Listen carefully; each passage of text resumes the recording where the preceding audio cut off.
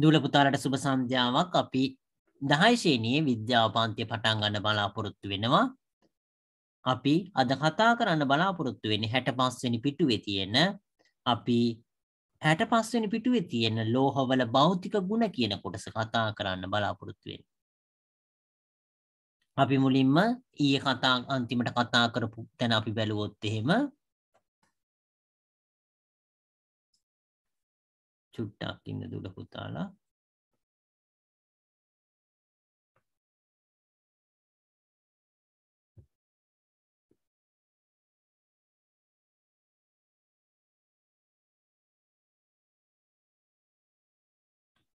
අපි බැලුවොත් එහෙම එතකොට ඊයේ කතා කරපු තැන අපි බැලුවොත් එහෙම ලෝහ කියන තැන අපි කතා කරේ එතකොට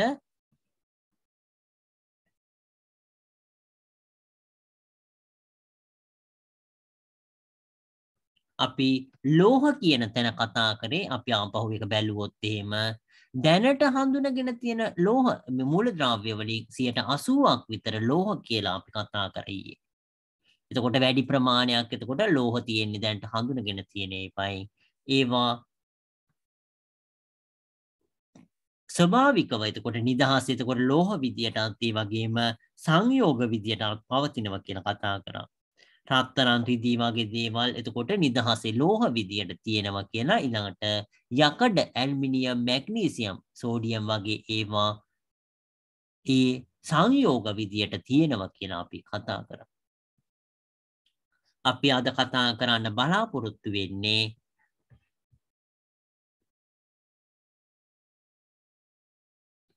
අපි අද කතා කරන්න බලාපොරොත්තු වෙන්නේ ලෝහවල භෞතික ගුණ කියන කොටස.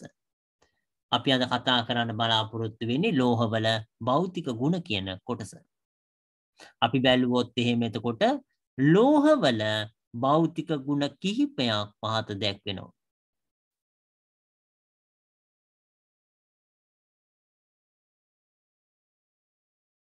අපි එතකොට බැලුවොත් එහෙම එතකොට ලෝහවල භෞතික ගුණ කිහිපයක් පහත දැක්වෙනවා කියලා දක්වනවා. එතකොට අපි ඒක ලියා ගන්න බලාපොරොත්තු වෙන එතකොට ලෝහවල භෞතික ගුණ කියලා ලියලා චුට්ටක් ඉන්න ඒක මම ඒක හරි ගස්සන්න.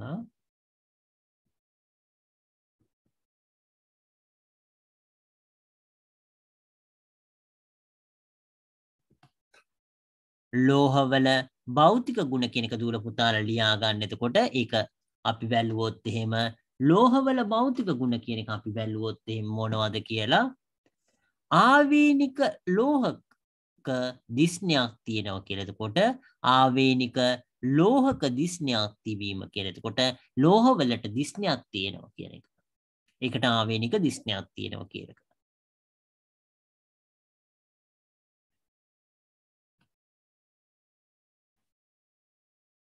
ඒක දූල පුතාලා මේකෙදී මේ හැම එකම මතක තියාගන්න බැහැ. ඒක නිසා අනිවාර්යයෙන්ම ඒක මතක තියාගන්නව නම් දිස්නයක් තිබීම කියන එකවත් අඩු ගානේ මතක තියාගන්න.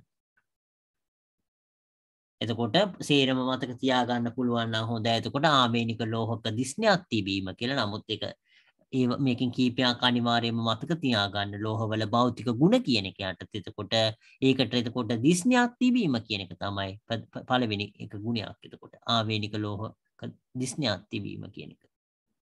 ඊළඟ එක බැලුවොත් එහෙම ඊළඟට තියෙන්නේ මොකද්ද? ගැටීමේ චුට්ටක් ඉන්න ඊළඟ එක බැලුවොත් එහෙම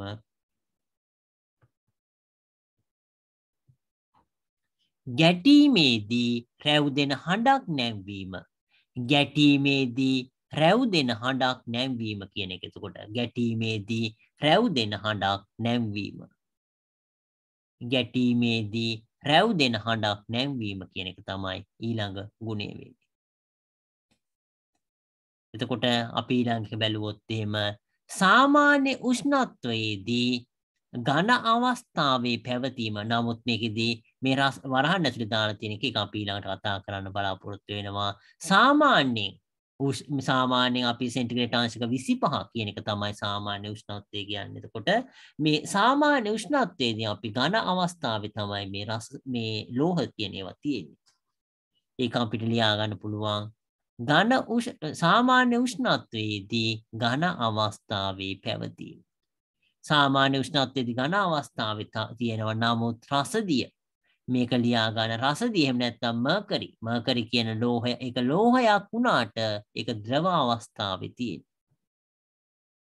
මර්කරි ලෝහයක් මුත් උවද කියන එක එහෙම ලියා ගන්න අපි බලාපොරොත්තු වෙන මේ අවස්ථාවේදී එහෙම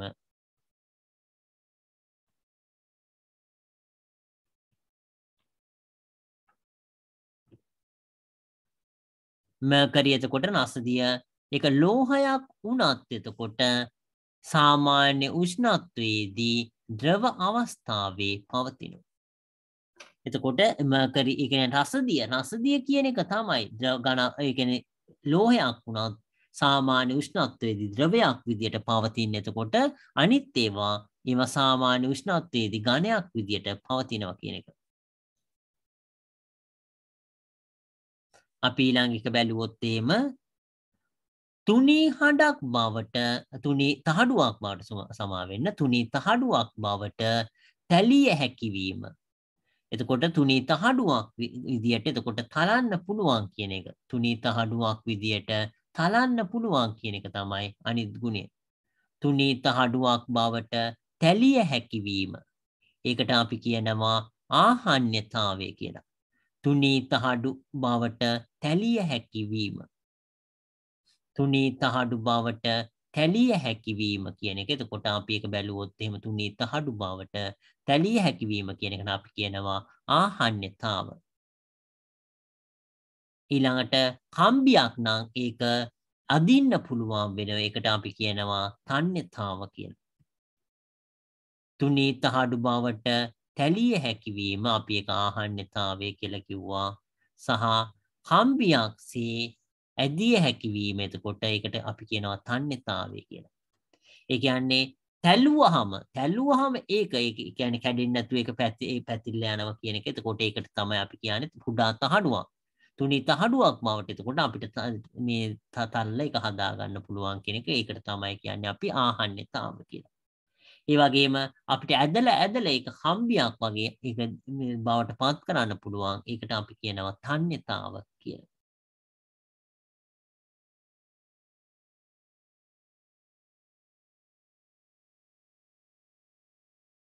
අපි බැලුවොත් එහෙම ඊළඟ කොටස බැලුවොත් එහෙම හොඳ තාප හා විද්‍යුත් සන්නායකයක් වීම. එතකොට මේ ලෝහ කියන ඒවා තාපයත් හොඳින් සන්නායනය කරනවා විද්‍යුතය කියන එකත් හොඳින් සන්නායනය කරන එක ඉතාම වැදගත් කොටසක්. එතකොට හොඳ තාප හා විද්‍යුත් සන්නායකයක් වීම කියන කොටස. එතකොට තාපයත් හොඳින් සන්නායනය කරනවා විද්‍යුතය කියන එකත් හොඳින් සන්නායනය කරන. එතකොට හොඳ තාප හා විද්‍යුත් සන්නායකයක් වීම කියන. හොඳ තාප හා විද්‍යුත් සන්නායකයක් වීම. ඊළඟ කොටස බැලුවොත් එහෙම බොහෝ විට ඉහළ ඝනත්වයක් තිබීම. එතකොට දුවල පුතාලා මේ ඝනත්වය කියන එක ඉහළ ඝනත්වයක් තියෙනවා කිව්වහම අපිට වතුරයකට දැම්මහම වතුර එකේ පතුලට මේ ලෝහ ටික යනවා කියන එක දුවල පුතාලා දන්න දෙයක්. එතකොට බොහෝ විට ඉහළ ඝනත්වයක් තිබීම කියලා. එතකොට ඒක අපි වතුරයකට දැම්මොත් එහෙම ඒක වතුර එකේ පතුලට යනවා කියන එක. එතකොට මේ ටික දූල පුතාලා ලියා ගන්න. ලියාගෙන ඉවර වෙලා chat එකේ දාන්න. එතකොට අපි ඊළඟ කොටසට යන්න පුළුවන්.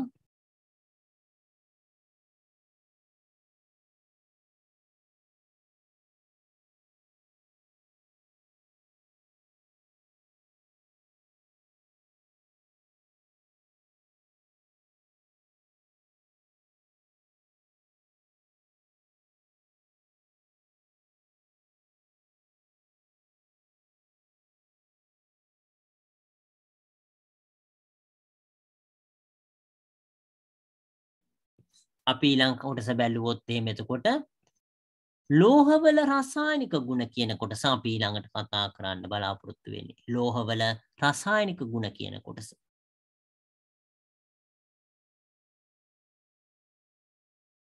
එතකොට මේ කොටස බැලුවොත් එහෙම ලෝහවල රසායනික ගුණ කියන එක ලියා ගන්න දුරු පුතාලා. ඒ කියන්නේ භෞතික ගුණ කියලා කියන්නේ මතු පිටින් අපි මතු පිටින් ඒක බැලලා ඒක ගැන කතා කරන එක තමයි භෞතික ගුණ කියලා කියන්නේ. රසායනික ගුණ කියලා කියන්නේ එතකොට ඒක අභ්‍යන්තරය. එතකොට ඒක ඒ ඉලෙක්ට්‍රෝන හරි පෝටෝන හරි ඒවා පිහිටීම තකෝ ඒ වගේ දේවල් අපි භාවිතා කරලා කතා කරන එකට තමයි මේ කතා රසායනික ගුණ කියලා කියන්නේ. අපි බැලුවොත් එහෙම මේ අවස්ථාවේදී ලෝහ ඉලෙක්ට්‍රෝන පිට කිරීමෙන් ධන අයන හෙවත් කැටායන සාධන. එතකොට මේ අපි මේ අවස්ථාවේදී අපි බැලුවොත් එහෙම යම් මූලද්‍රව්‍ය පරමාණුවක් කියන්නේ ඒකට ආරෝපණයක් නැහැ. එතකොට ඒකට ආරෝපණයක් නැත්නම් මොකද ඉලෙක්ට්‍රෝන සංඛ්‍යාවයි ඒකේ න්‍යෂ්ටියේ තියෙන පෝටෝන සංඛ්‍යාවයි සමාන හින්දා. එහෙනම් අපි න්‍යෂ්ටියේ තියෙන ධන ඒ ආරෝපිත පෝටෝන සංඛ්‍යාවයි ඒකේ කවචවල තියෙන ඉලෙක්ට්‍රෝන සංඛ්‍යාව ඍණ ආරෝපිත සමාන හින්දා තමයි ඒකට ආරෝපණයක් නැත්තේ. නමුත් මේ මූලද්‍රව්‍ය පරමාණුවෙන් එතකොට ඒවයි ඒ කවචයක තියෙන ඉලෙක්ට්‍රෝන අපි අයින් කරොත් එහෙම එතකොට ඒකෙදී ඒ ඍණ ආරෝපණ අඩු වෙලා එතකොට ඒ මූලද්‍රව්‍ය පරමාණුවේ ධන ආරෝපණ වැඩි වෙනවා. ඒ කියන්නේ බාහිරින් අපි බැලුවාම ඒක ධන ආරෝපණ තියෙන එකක් විදියට අපිට පේනවා. ඒ කියන්නේ ඍණ ආරෝපණයි ධන ආරෝපණයි අතර ඒක ආරෝපණය නැති වෙලා පිටින් බලනකොට ඒ ධන වැඩියෙන් තියෙන ආරෝපණ ප්‍රමාණය විතරක් අපිට පේනවා. ඒක නිසා තමයි අපි කියන්නේ මේ ලෝහ ඉලෙක්ට්‍රෝන පිට කිරීමෙන් ධන ආයන බවට පත් වෙන. එතකොට පිටින් බැලුවාම එතකොට ඒකේ තියෙන ඉලෙක්ට්‍රෝන ප්‍රමාණය එතකොට අඩු වෙලා තියෙන්නේ. නමුත් ඒ ඉලෙක්ට්‍රෝන ප්‍රමාණය එතකොට ඒකේ තියෙන ඒ ධන න්‍යෂ්ටියේ තියෙන මේ පෝටෝන ප්‍රමාණයත් එක්ක එතකොට සස්තනකොට එතකොට ඉලෙක්ට්‍රෝන ප්‍රමාණයට අවශ්‍ය පෝටෝන ප්‍රමාණය තියෙන. එතකොට ඒක බිඳුවක් වෙනවා. නමුත් මේකෙදි න්‍යෂ්ටියේ පෝටෝන තියෙනවා ඉලෙක්ට්‍රෝන නැති කොටසක්. ඒක තමයි මෙතන ධන විදියට දක්වන්නේ. එතකොට දුවල පුතාලා ලියා ගන්න. එතකොට ලෝහ ඉලෙක්ට්‍රෝන පිට කිරීමෙන් ධන අයන හෙවත් කැටායන සාදයි කියන. ඒකට ධන අයන කියන එකට තමයි මෙතන මේ කැටායන කියලා දක්වලා තියෙන්නේ. එතකොට ධන අයන හෙවත් කැටායන සාදයි කියලා දක්වනවා.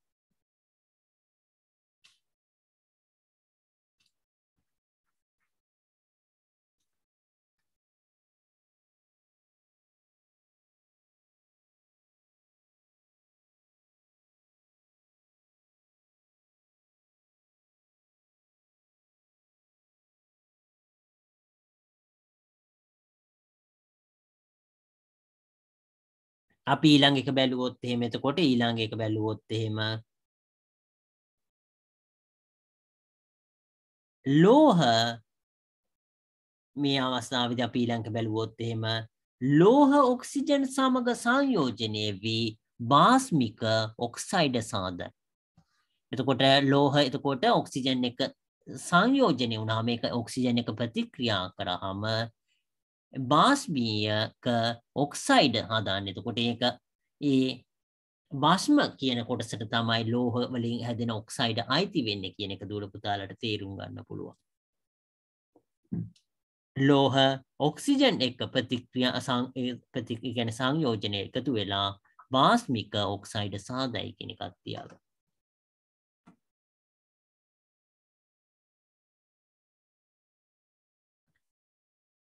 එතකොට ඊළඟ එකක් බැලුවොත් අපි එම ඔක්සයිඩ ජලයේ දියවීමෙන් බාස්මික ද්‍රාවණ සෑදෙනවා. එතකොට එම ඔක්සයිඩ ජලයේ දියවීමෙන් බාස්මික ද්‍රාවණ සෑදෙනවා කියන එක. එම ඔක්සයිඩ ජලයේ දියවීමෙන් බාස්මික ද්‍රාවණ සෑදෙනවා.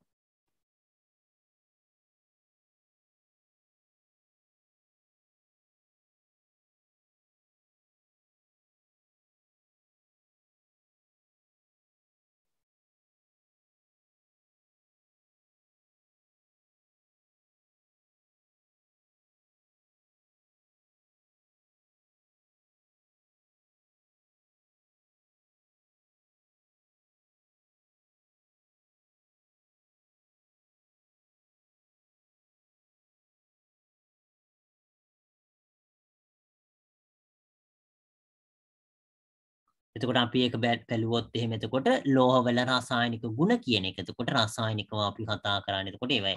ඉලෙක්ට්‍රෝන ඒවයි පිහිටීම ඒව ගැන තියෙන ඒවයින් ගැන කතා කරන්නේ අපි බැලුවොත් එහෙම එතකොට ලෝහ ඉලෙක්ට්‍රෝන පිට කරාම ධන අයන එතකොට එහෙම නැත්නම් අපි එකට කියනවා කැටායන කියන ඒව හදනවා කියන එක ලෝහ ඔක්සිජන් එක ප්‍රතික්‍රියා කළා ඒ බාස්මික ඔක්සයිඩ් ඔක්සිජන් එක ප්‍රතික්‍රියා කරාම අපි ඔක්සයිඩ් හදනවා කියලා කියන්නේ ඔක්සිජන් එතකොට ඔක්සයිඩ් හදන්නේ ඔක්සිජන් එක ප්‍රතික්‍රියා කරාම ඒවා බාස්මිකයි කියලා දක්වලා තියෙනවා. ඒ වගේම මේ බාස්මික ඔක්සයිඩ් ජලයේ දියවීමෙන් එතකොට බාස්මික ද්‍රාවණ හැදෙනවා කියන එක. මේ ඔක්සයිඩ ජලයේ දිය වුණාම බාස්මික ද්‍රාවණ සෑදෙනවා කියලා. එම ඔක්සයිඩ ජලයේ දියවීමෙන් එතකොට බාස්මික ද්‍රාවණ සෑදෙනවා කියන එක.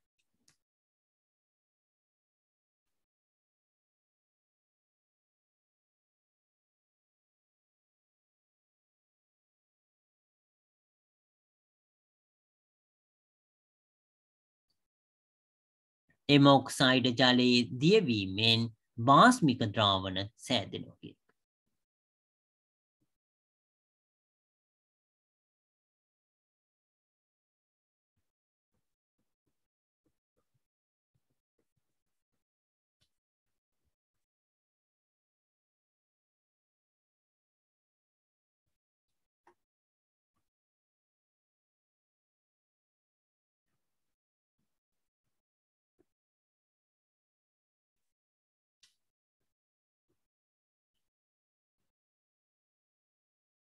අපි ඊළඟ කොටස බැලුවොත් එහෙම ලෝහ මූලද්‍රව්‍ය කිහිපයක් කියන එක එතකොට සෝඩියම් කියන එක මෙතන දක්වලා තියෙනවා පළවෙනි එක. එතකොට මූලද්‍රව්‍ය ලෝහ මූලද්‍රව්‍ය කිහිපයක් එතකොට මෙතන උදාහරණ දක්වලා තියෙනවා. පළවෙනි උදාහරණයේ විදිහට දක්වලා තියෙන්නේ සෝඩියම්.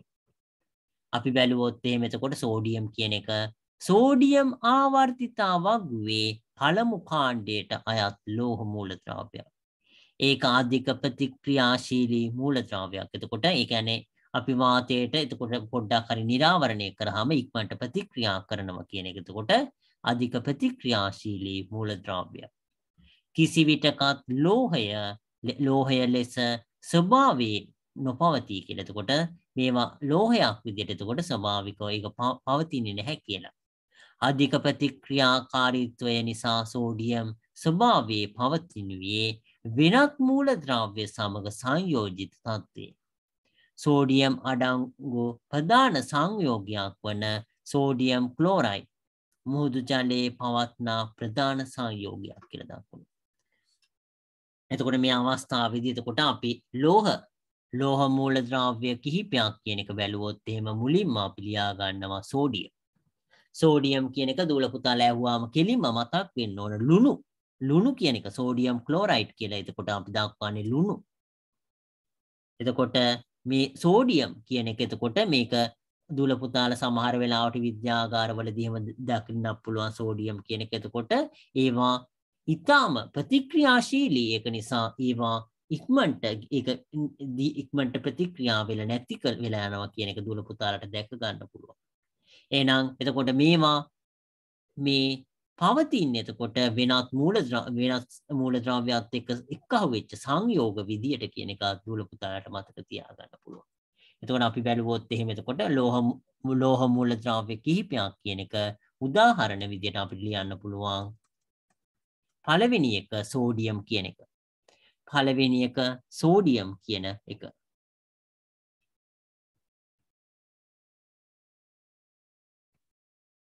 එතකොට අපි බැලුවොත් එහෙම එතකොට සෝඩියම් ආවර්තිතාවග්වේ එතකොට සෝඩියම් කියන එක එතකොට ආවර්තිතාවග්වේ පළමු කාණ්ඩයට අයත් ලෝහ මූලද්‍රව්‍යයක් කියලා. ඒක අපිට ලියා ගන්න චුට්ටක් ඉන්න. අපි ඒක ලියා ගන්න බලාපොරොත්තු වෙනවා සෝඩියම් ආවර්තිතාවග්වේ පළමු කාණ්ඩයට අයත් මේ කොටස නෙවෙයි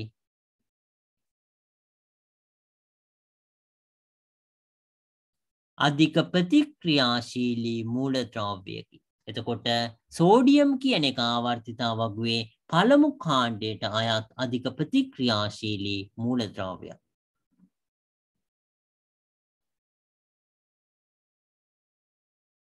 වරහන් ඇතුලේ ලියා ගන්න. එතකොට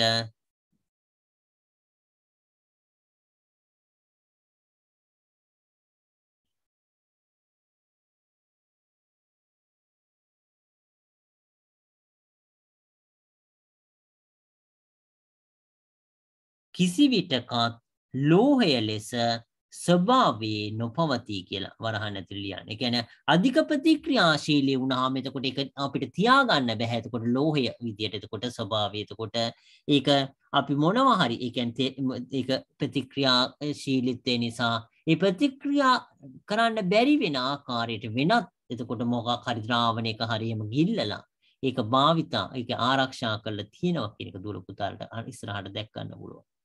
එතකොට ඒවා එළියට ගත්ත හැටි ඉක්මනට ප්‍රතික්‍රියා කළා ඒක ඒ සෝඩියම් ලෝහය කියන එකෙන් නැතුව ඒක එතකොට ඔක්සයිඩ් හරි මොකක් හරි එතකොට බවටපත් වෙනවා සංයෝගයක් බවටපත් වෙනවා කියන එක.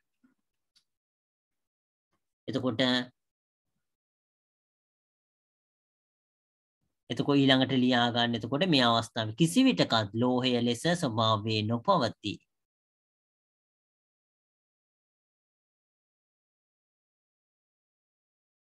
නොපවතින අතර කියලියමු අපි නොපවතින අතර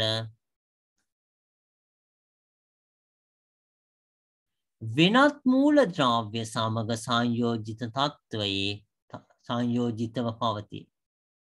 සංයෝජිතව පවතී.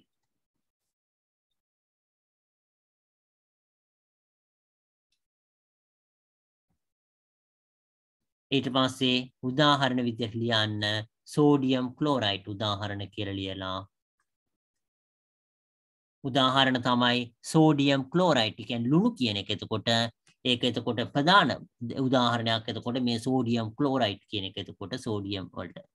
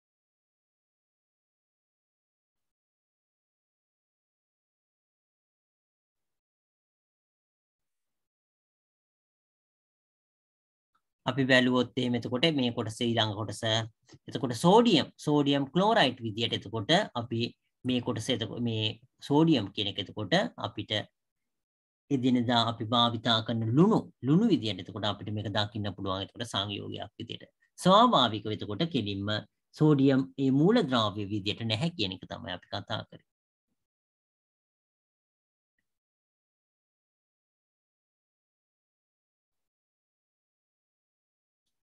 අපි බැලුවොත් මේ ඊළඟ කොටස ක්‍රියාකාරකම 1 කියන කොටස.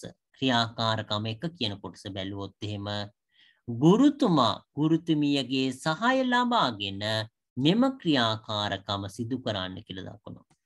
ක්‍රියාකාරකම 1 කියන එක බැලුවොත් එහෙම එතකොට ගුරුතුමියගේ සහාය ලබාගෙන මෙම ක්‍රියාකාරකම සිදු කරන්න කියලා දක්වනවා. අපි බැලුවොත් එහෙම එතකොට සෝඩියම් ලෝහය විද්‍යාගාරයේ ගබඩා කර ඇති ආකාරය නිරීක්ෂණය කර වාර්තා කරා.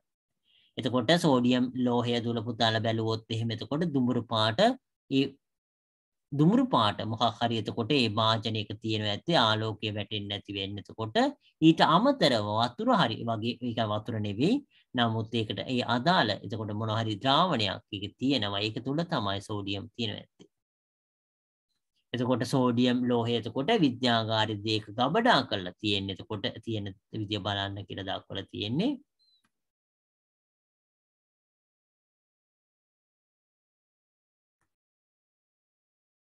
අපි බැලුවොත් මේ ඊළඟ කොටස සෝඩියම් කැබැල්ලක් දැහි අඬුවක් කියලා කියන්නේ කතුර වගේ. එතකොට ඒකේ පල්ලෙහා කතුර වගේ එකේදී මෙතන මේ කොටස මෙහෙම තියෙනවා. කතුර අනිත් කොටස මේ අල්ලන කොටස කතුර වගේ මේ ආකාරයට එතකොට තියෙන්නේ. චුට්ටක් ඉන්න දුලුක් දාලා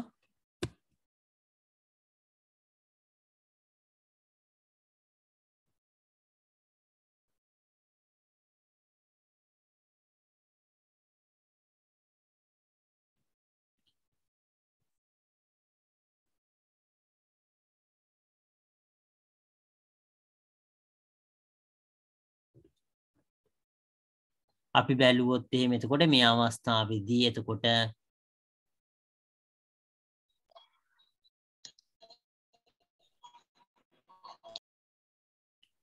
අපි බැලුවොත් එහෙම එතකොට මේ අවස්ථාව අපි මේ කතා කරන්නේ චුට්ටක් ඉන්න අපි කතා කරන්නේ 66 වෙනි පිටුව කතා කරන්නේ ඒක අත්මැදක් හරිය අපි කතා කරන්නේ සෝඩියම් ලෝහ ඒ කියන්නේ ලෝහ මූලද්‍රව්‍ය කිහිපයක් කියන කැන කතා කරන්නේ සෝඩියම් ලෝහය කියන තැන.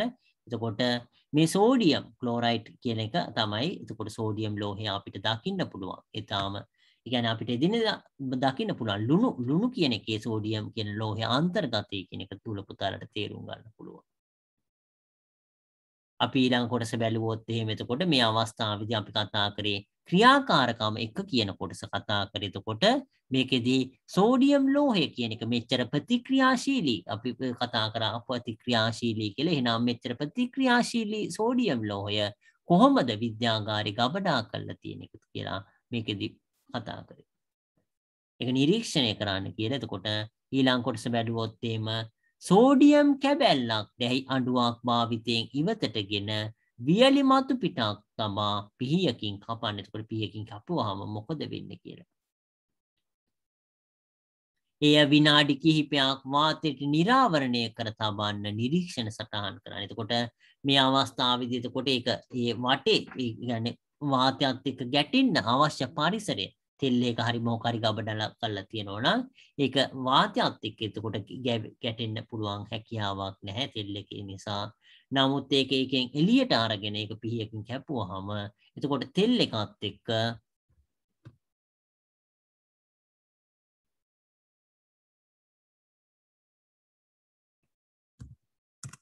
එතකොට ඒක තෙල් එකත් එක්ක ඒ කියන්නේ අපි ඒකේ ඒ පිහියකින් කැපුවාම මේක වටේ තියෙන ඒ කියන්නේ වාතයත් එක්ක ගැටෙන්න තියෙන හැකියාව නැති වෙන්න අපි භාවිතා කරපු දේවල් එතකොට ඉවත් වෙලා එක කැපුවාම ඒක ඉක්මනට එතකොට ඒ වාතයත් එක්ක ගැටෙනවා වාතයත් එක්ක ගැටෙනකොට ඒක ප්‍රතික්‍රියා කරලා ඒක නැති වෙලා යනවා කියන එක දකින්න පුළුවන් වෙනවා. ඒක තමයි මෙතන මේ කතා කරන්නේ. එතකොට ඒක විනාඩි කිහිපයක් වාතයට නිරාවරණය කරලා තබන්න නිරීක්ෂණ සටහන් කරන්න කියලා දක්වලා තියෙන ඒ කොටස.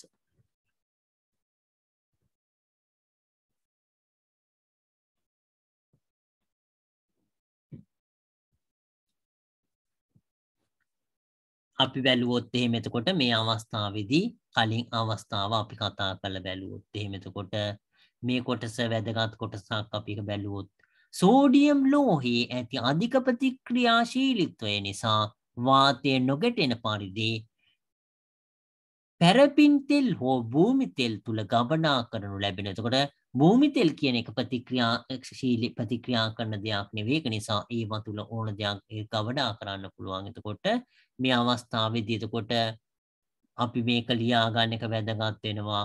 සෝඩියම් ලෝහය ඇති අධික ප්‍රතික්‍රියාශීලීත්වය නිසා වාතය නොගැටෙන පරිදි පැරිපින් තෙල් හෝ භූමි තෙල් තුල ගබඩා කර තබයි කියලා. කරයි කියලා ලියමු අපි. එතකොට මේක භූමි තෙල් හරි පැරපින් තෙල් හරි ගබඩා කරනවා වාතයත් එක්ක නොගැටෙන්න.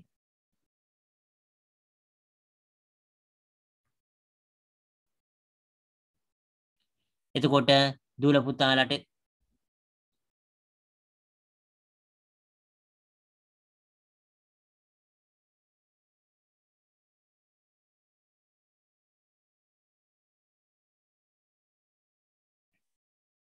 එතකොට මේක ඊටාම වැදගත්. එතකොට ඒක වාතයත් එක්ක ප්‍රතික්‍රියා කරන හින්දා ඒක ප්‍රතික්‍රියා නොකරන්න ඒක තෙල්වල ගබඩා කරලා තියෙනවා කියන එක. එතකොට මේ අවස්ථාවේදී ඒක එතකොට දිස් මේ අවස්ථාවේදී තෙල් වල ගබඩා කරලා තියෙනකොට තෙල් වල පටලයක් තියෙනවා වටේ. ඒක නිසා මේක පිහියකින් කැපුවොත් එහෙම එතකොට මේ අවස්ථාවේදී ඒක ඒ මැද තියෙන කොටස එතකොට ඒක පහසුවෙන් කපන්න පුළුවන් කියන එකත් එතකොට ඒකේ පුෂ්ඨය එතකොට ඒක හැපුවාම දෙකට මැදින් වෙගුණාම එතකොට අලුත් පුෂ්ඨයක් එනවා. ඒක රිදීවන් දිස්මේ ලෝහමය දිස්නයක් තියේ කියන එක තමයි දක්වලා තියෙන්නේ.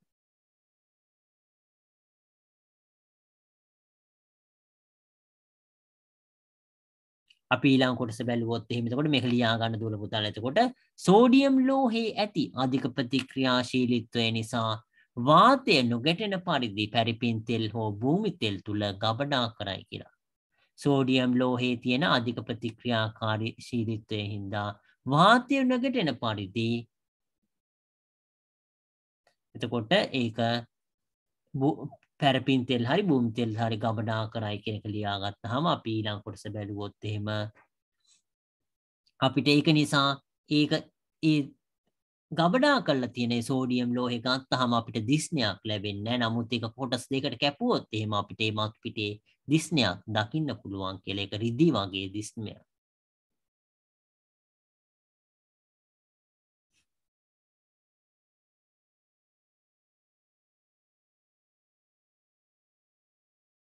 අපි බැලුවොත් එහෙම මේ කොටස ලියා ගන්න බලාපොරොත්තු වෙනවා. සෝඩියම් කැබැල්ලක් පිහියකින් සෝඩියම් කැබැල්ලක් පිහියකින්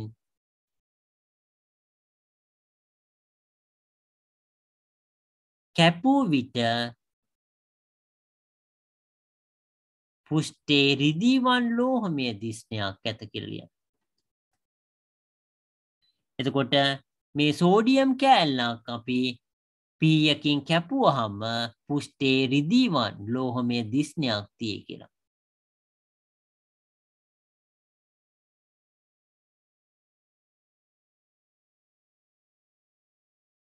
අපි ඊළඟ කොටස බැලුවොත් එතකොට මේ පීයකින් කැපුවාම ඒකේ රිදී වගේ ලෝහමය දිස්නයක් තියෙනවා කියන එක තමයි මෙතන කතා කරේ.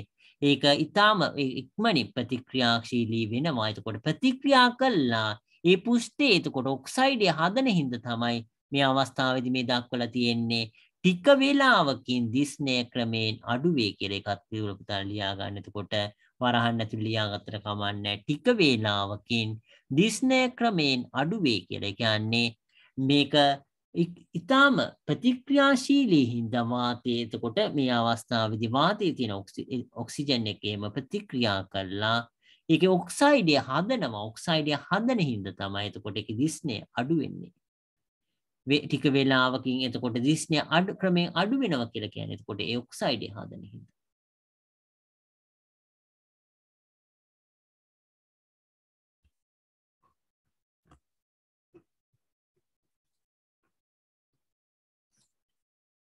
අපි ඒ කොටස දුල පුතාලා ලියා ගන්න. ලියාගෙන ඉවරුනහම අපි ඊළඟ කොටසට යන්න බලාපොරොත්තු වෙනවා. එතකොට සෝඩියම් කැබැල්ලක් පිහියකින් කැපුව විට පුෂ්ඨේ රිදීවන් ලෝහමය දිස්නයක් ඇත කියලා ලිව්වා. එතකොට ටික වේලාවකින් දිස්නය ක්‍රමයෙන් අඩු වෙනවා කියලා අපි ලිව්වා.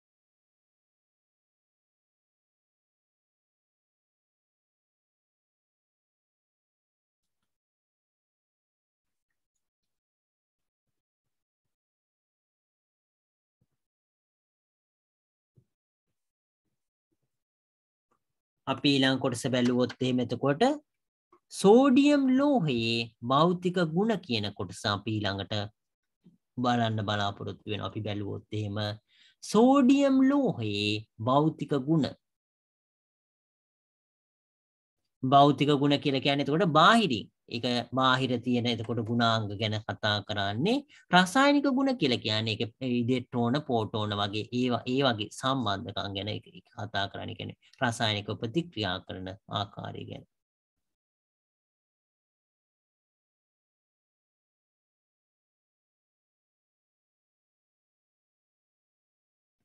එතකොට අපි බැලුවොත් එහෙම එතකොට සෝඩියම් ලෝහයේ භෞතික ගුණ කියන කොටස.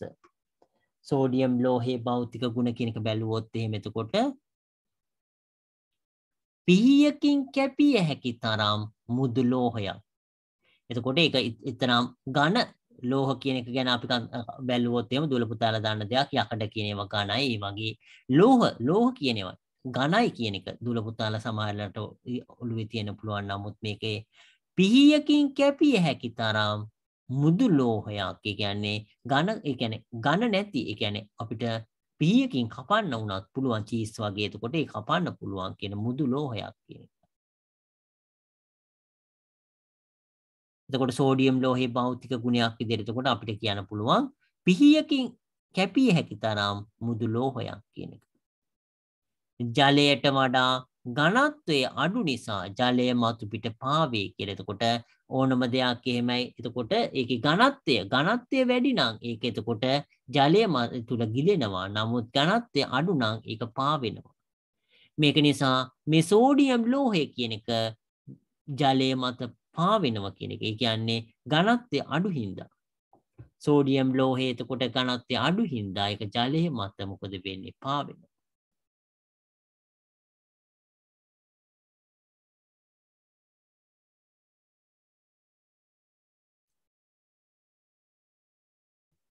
ඊළඟ එක බැලුවොත් එහෙම එතකොට අපි කලින් කතා කරපු එතකොට ලෝහවල ලක්ෂණ බාහිර භෞතික ලක්ෂණ කියන එකට අදාළ ඒවාක් තියෙනවා අදාළ නොවන ඒවාක් තියෙනවා. එතකොට මේ අවස්ථාවේදී විද්‍යුත් හා තාප සන්නායකයෙක් කියන එක කලින් අවස්ථාවට පොදුයි.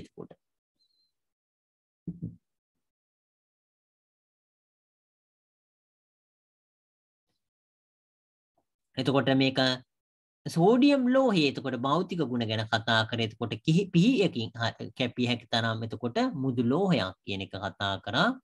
ජලයට වඩා ඝනත්වය අඩු හින්දා ජලය මතු පිට පාවෙනවා කියලා කතා කරා. ජලයට වඩා ඝනත්වය අඩු හින්දා ජලය මතු පිට පාවෙනවා කියලා කතා කරා.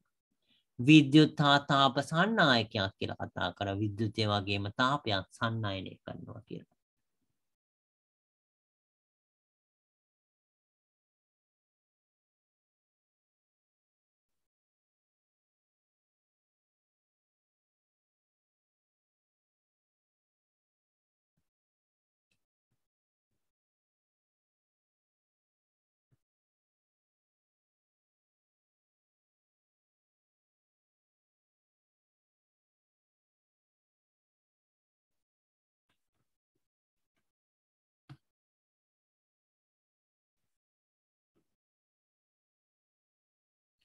අපි බැලුවොත් එහෙම ඊළඟට සෝඩියම් ලෝහයේ රසායනික ගුණ කියන එක අපි කතා කරන්න බලාපොරොත්තු වෙන්නේ. සෝඩියම් ලෝහයේ රසායනික ගුණ කියන එක අපි ඊළඟට කතා කරන්න බලාපොරොත්තු වෙන්නේ. අපි ඒක බැලුවොත් එහෙම එතකොට සෝඩියම් ලෝහයේ රසායනික ගුණ කියන එක සෝඩියම් ලෝහය ඔක්සිජන් සමග ප්‍රබල ප්‍රතික්‍රියාශීලීත්වයක් දක්වනවා කියලා. වාතයේ ඇති ඔක්සිජන් වායුව සමග ශීඝ්‍රයෙන් ප්‍රතික්‍රියා කර ලෝහයේ ඔක්සයිඩය සාදයි කියන එක. අපි ඒකත් ලියා ගන්න බලාපොරොත්තු වෙන එතකොට සෝඩියම් ලෝහයේ රසායනික ගුණ කියන කොටස. සෝඩියම් ලෝහයේ රසායනික ගුණ කියන කොටස අපි කතා කරන්න බලාපොරොත්තු වෙන්නේ.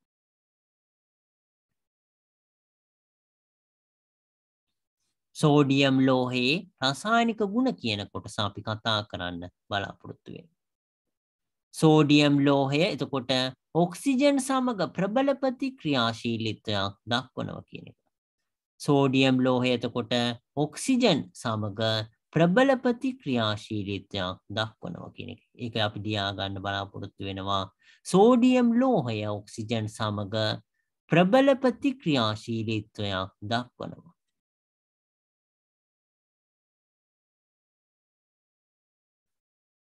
අපි මේක වරහන් ඇතුළේ ලියා ගන්න බලාපොරොත්තු වෙනවා. වාතයේ ඇති ඔක්සිජන් වායුව සමග ශීඝ්‍රයෙන් ප්‍රතික්‍රියා කර ලෝහයේ ඔක්සයිඩය සාදනවා කියලා. කලින් අවස්ථාවේදී ඒක නිසා තමයි ඒක භූමි තෙල් වල ආයිවයි ගබඩා කරලා තියෙනවා කියලා කතා කරේ. මොකද ඒක වාතයේ තිව්වොත් එහෙම ඉක්මනට එතකොට වාතයේ තියෙන ඔක්සිජන් එක ප්‍රතික්‍රියා කරලා ඒකේ ඔක්සයිඩය හදනවා.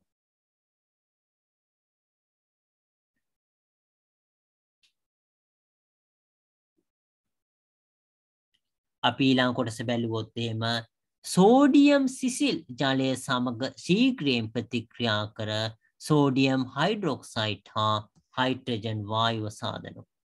ඒකත් වැදගත් කොටසක්. එතකොට ඒක සෝඩියම් කියන එක එතකොට ඒක ඔක්සිජන් එක්ක ප්‍රතික්‍රියා කරාම එතකොට ඒකේ ඔක්සයිඩය හදනවා කියන එක. ඒ වගේම සෝඩියම් කියන එක සිසිල් ජලයත් එක්ක එතකොට ප්‍රතික්‍රියා කරාම සෝඩියම් හයිඩ්‍රොක්සයිඩ් හා හයිඩ්‍රජන් වායුව මේ අවස්ථාවේදී එතකොට සෝඩියම් සිසිල් ජලය සමග ප්‍රතික්‍රියා කිරීමෙන් අපි එකක් ලියා ගන්න බලාපොරොත්තු වෙනවා.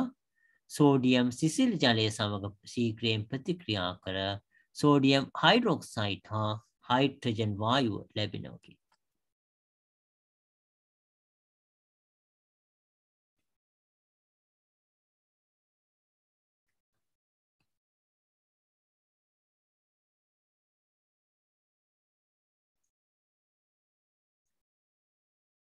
අපි ඊළඟ එකත් බැලුවොත් එහෙම එතකොට සෝඩියම් තනුක අම්ල සමග ප්‍රචණ්ඩ ලෙස ප්‍රතික්‍රියා කර ලෝහයේ ලවණය හා හයිඩ්‍රජන් වායුව සාදනවා. මේක බෙහෙවින් අනතුරුදායක ප්‍රතික්‍රියාවක් හින්දා අත්හැදා බැලීම නොකරන්න කියලා දක්වලා තියෙනවා.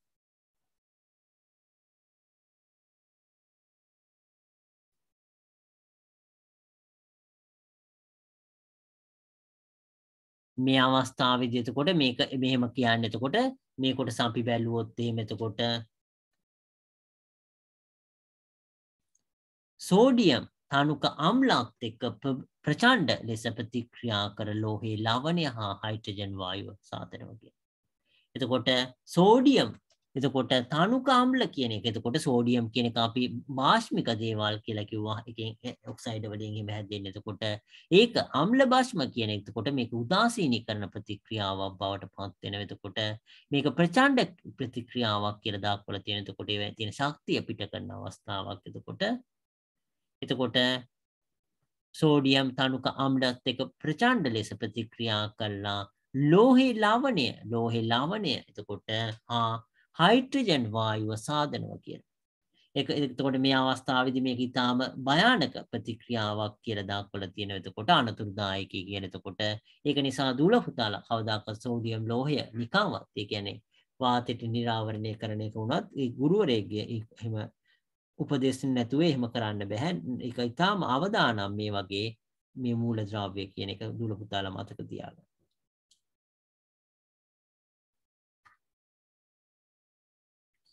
එතකොට සෝඩියම් ලෝහය එතකොට රසායනික ගුණ කියන එක යටතේ එතකොට අපි ලියා ගන්න බලාපොරොත්තු වෙනවා සෝඩියම් තනුක අම්ල සමග ප්‍රචණ්ඩ ලෙස ප්‍රතික්‍රියා කරනවා කියන එක.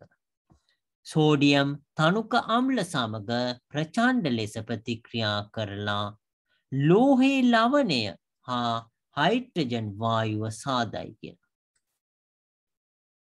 සෝඩියම් කියන එක තනුක අම්ලත් එක්ක ප්‍රතික්‍රියා කරලා එතකොට ලෝහයේ ලවණය එතකොට ඒ ලවණය කියන එක මා කලින් කිව්වා වගේ එතකොට මේ අවස්ථාවේදී අම්ල භාෂ්ම ප්‍රතික්‍රියා කළා උදාසීනීකරණ ප්‍රතික්‍රියාවක් සිද්ධ වෙන්නේ. ඒකෙදි නිසා තමයි ලවණයක් හැදෙන්නේ. එතකොට මේ අවස්ථාවේදී එතකොට සෝඩියම් එතකොට තනුක අම්ලත් එක්ක ප්‍රතික්‍රියා කළා ප්‍රචණ්ඩ ලෙස ප්‍රතික්‍රියා කළා ලෝහේ ලවණය කියන එක ඒ වගේම හයිඩ්‍රජන් වායුව සාදනවා කියන එක.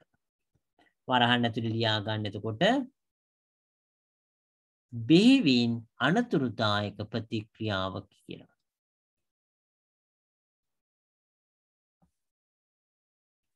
ඒක දුවල පුතාලා අනිවාර්යයෙන්ම මේක විතරක් නෙවෙයි. එතකොට ඕනම රසායනික ප්‍රතික්‍රියාවක් දුවල පුතාලා ඒ සාමාන්‍ය පෙළ එහෙම ඉගෙන ගන්න දුවල පුතාලාට තනියම කරන්න බෑ. එතකොට ගුරුවරයෙක්ගේ ඒ කවුරු හරි එතකොට ගුරුවරයෙක්ගේ එතකොට මේ උපදෙස් මත තමයි පරීක්ෂණ කරන්න ඕනේ. එතකොට ඒක නිසා මේක එතකොට මේ වගේ දේවල් කරන්න හොඳ නැහැ කියන එක හොඳට මතක තියාගන්න.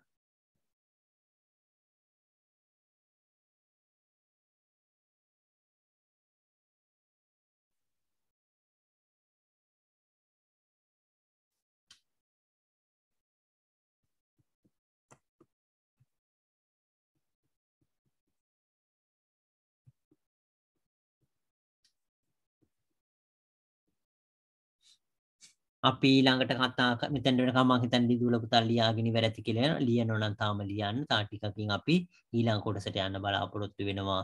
සෝඩියම් ලෝහයේ භාවිත කියන කොටස. ඒක කතා කරලා අපි අදට අවසන් කරන්න බලාපොරොත්තු වෙනවා. එතකොට අපි කතා කරන්නේ සෝඩියම් ලෝහයේ භාවිත කියන කොටස.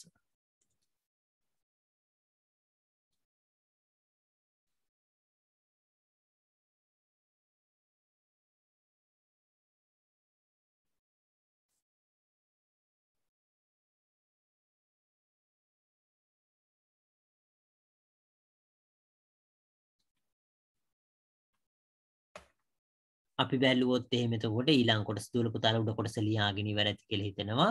අපි බැලුවොත් එහෙම එතකොට මේ කොටස සෝඩියම් ලෝහයේ භාවිත කියන කොටස. සෝඩියම් ලෝහයේ භාවිත කියන කොටස අපි බැලුවොත් එහෙම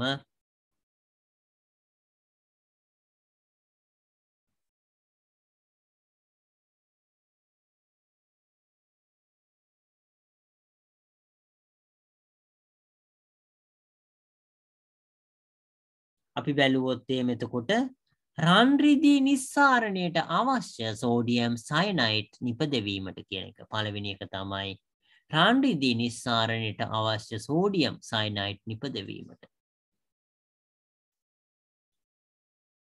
රන් රිදී නිස්සාරණයට අවශ්‍ය සෝඩියම් සයනයිඩ් නිපදවීමට මේ සෝඩියම් ලෝහය භාවිතා කරනවා.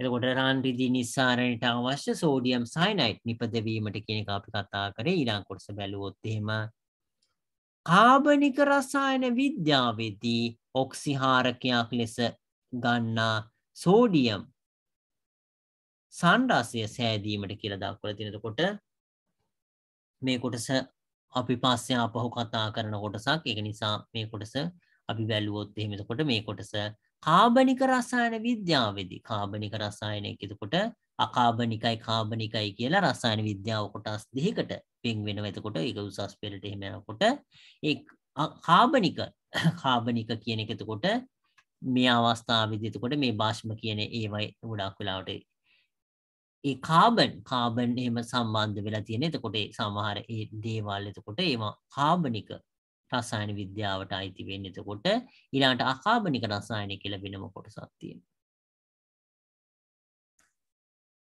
එතකොට කාබනික රසායන විද්‍යාවේදී එතකොට ඔක්සිහාරකයක් ලෙස ගන්න සෝඩියම් සංරසය කියන එක සාධාරණ භාවිතා කරනවා කියලා දක්වනවා. ඊළඟ එක අපි බැලුවොත් එහෙම ටයිටේනියම් සර්කෝනියම් වැනි ලෝහවල සංයෝග වලින් ලෝහය වෙන් කර ගැනීමට භාවිතා කරනවා කියලා.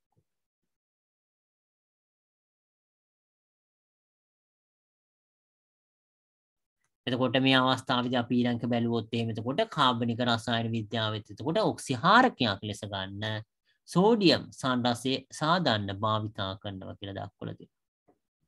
ඊළඟ එක අපි බැලුවොත් එහෙම එතකොට මේකත් දුර පුතාලා ලියා ගන්න. එතකොට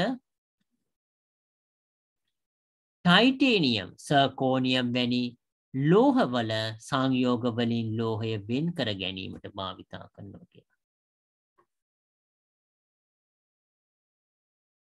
එතකොට මේ අවස්ථාවේදී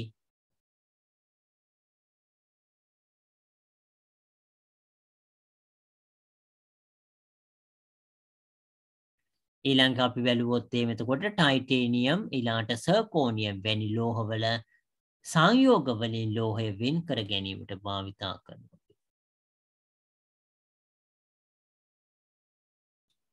එතකොට මේ කොටස එතකොට මේක ඒ ලෝහ වලින් ඒ ලෝහය වෙන් කර ගන්න. එතකොට ඒ ලෝහවල සංයෝග වලින් ලෝහය වෙන් කර ගන්න භාවිතා කරනවා කියලා දක්වලා තියෙනවා. මේ කොටසත් එතකොට දුර පුතාලා ලියා ගන්න පුළුවන්. ඊළඟ කොටස බැලුවොත් එහෙම කලිසම් රෙදි ඩෙනිම් වර්ණය ගැන්වීමට යොදා ගන්නවා කියලා දක්වනවා. ඉන්ඩිගෝ වැනි සායම් වර්ග නිපදවීමට එතකොට ඉන්ඩිගෝ කියන්නේ නිල් පාටට හුරු පාට එතකොට මේ වගේ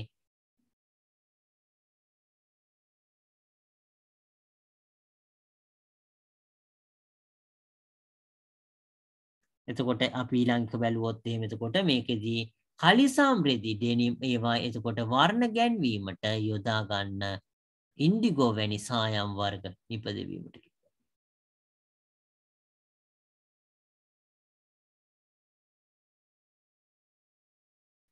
එතකොට අපි අන්තිමට කතා කරේ එතකොට කලිසම් රෙදි ඩෙනිම් වගේ ඒවා වර්ණ ගැන්වීමට යොදා ගන්න ඉන්ඩිගෝ වැනි සායම් වර්ග නිපදවීමට කියලා කතා කරේ.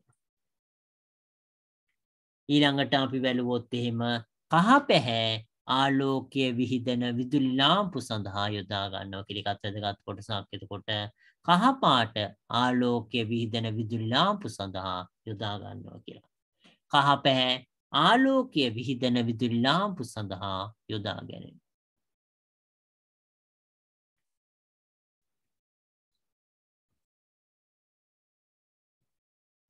එතකොට අපි කතා කරේ එතකොට සෝඩියම් ලෝහයේ භාවිත කියන කොටස කතා කරේ. එතකොට දූල පුතාලට එතකොට මේ කොටස පොඩ්ඩක් අධ්‍යයනය කරාම එතකොට මේවයි අමාරු දේවල් කියලා ලොකුවට නැහැ ඇත්තටම මේවා කීප පාරක්ම අධ්‍යයනය කරාම එතකොට දූල පුතාලට නිබේටම ඒක තේරුම් ගන්න පුළුවන්.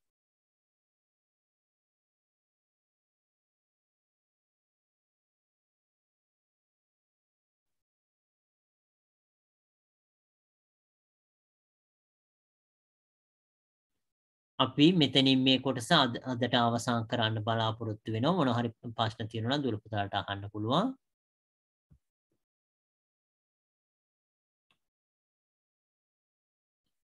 අපි අදට මෙතනින් අවසන් කරන්න බලාපොරොත්තු වෙනවා. දූල පුතාලට සුබ රාත්‍රියක්.